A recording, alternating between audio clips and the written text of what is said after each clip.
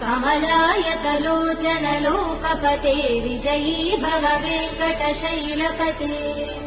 स चतुर्मुख षण्मुख पञ्चमुख प्रमुखाखिल दैवतमौलिमने शरणागत वत्सल सारनिधे परिपालय मां वृषशैलपते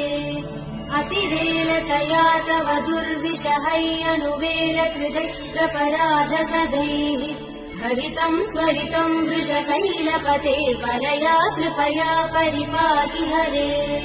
अधिवेङ्कटशैलमुदारमते जनताभिमतादिकदानरतात्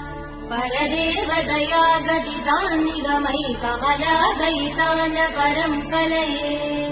कलवेणुरवावसगोपवधू शतकोटिवृतात् स्मरकोटिसमात् प्रतिवल्लविकाभिमदात् सुखदात् वसुदेव सुधान्न परं कलये